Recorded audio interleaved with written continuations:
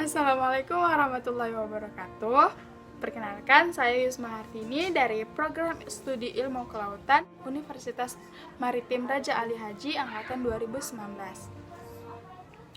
Alhamdulillah, segala puji bagi Allah yang telah memberikan nikmat dan hidayahnya kepada kita semua. Semoga kita tetap diberi kesehatan olehnya dan semoga terhindar dari COVID-19 yang saat ini berada di tengah-tengah kita.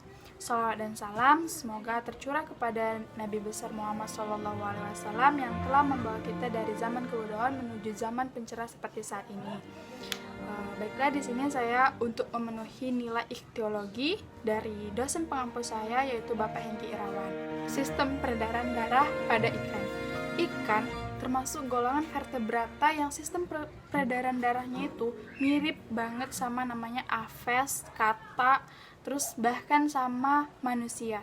Sistem peredaran darah ikan ini ada yang tertutup dan ada yang tunggal. Kenapa tunggal? Karena insang itu langsung beredar ke seluruh tubuh si ikan tadi. Dan dia tuh kembali ke jantung. Jadi sistemnya itu, siklusnya itu cuma satu. Jadi makanya dibilang sistem peredaran tunggal. Terus tuh ada namanya, terus selanjutnya nih, ada fungsi darah. Apa sih fungsi darah pada ikan itu? Fungsi darah pada ikan itu sama aja sama makhluk lainnya, sama kayak manusia, yaitu untuk mengangkut makanan ke seluruh tubuh dan untuk membuang sisa metabolisme dalam tubuh. Terus sistem peredaran darahnya itu ada organ-organ dan saluran-saluran yang berperan dalam sistem peredaran darahnya itu. Kita bisa lihat di atas. Ada jantung, terus ada konus arteriornya, terus tuh ada arterium, vena, dan kapilar. Pertama kita bakal bahas jantung. Di jantung itu terdiri dari satu atrium, satu ventrium, dan ada yang namanya sinus venosus. Kalau misalnya atrium itu adalah sebuah ruangan yang ada di dalam jantung. Dia itu berdinding tipis. Jadi di dalam antrium tadi ada yang namanya antrioventrikular yang memiliki bentuk katup kayak klep gitu, yang fungsinya tuh untuk mencegah aliran darah. Untuk aliran darah tadi tuh pergi ke rongga atriumnya. Jadi tuh biar dia tuh nggak kemana-mana gitu, khususnya biar dia nggak pergi ke atriumnya. Terus yang kedua ada yang namanya ventrikular tadi kan. Nah itu tuh kebalikan dari atrium. Kalau misalnya atrium itu tipis, nah yang ini tebal. Jadi ventrikular itu adalah sebuah ruangan yang ada di dalam jantung yang memiliki dinding tebal. Nah si ventrikular ini nggak bakal kerja kalau misalnya dia itu bukan dari saluran si atrium yang tadi.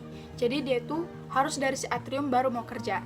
Nah setelah itu nanti dia bakal dipompa sama yang namanya aorta. Setelah dari aorta baru deh si ventrikular itu pergi ke insang, dan nanti dari insang langsung ke seluruh tubuh si ikan tadi. Terus ada yang namanya venus. Terus ada yang namanya sinus venosus. Sinus venosus itu sebuah ruangan tambahan. Jadi dia tuh ada di, kita bisa lihat gambar. Jadi dia tuh, ini jantung, di bawahnya itu dia. Jadi dia deket sama jantung, tapi bagian dari jantung juga, cuman nggak masuk ke dalam jantung itu. Jadi temannya si jantung. Ini sebuah ruangan tambahan yang memiliki dinding tipis. Dindingnya tipis, terus tuh dia tuh hampir nggak punya jaringan otot.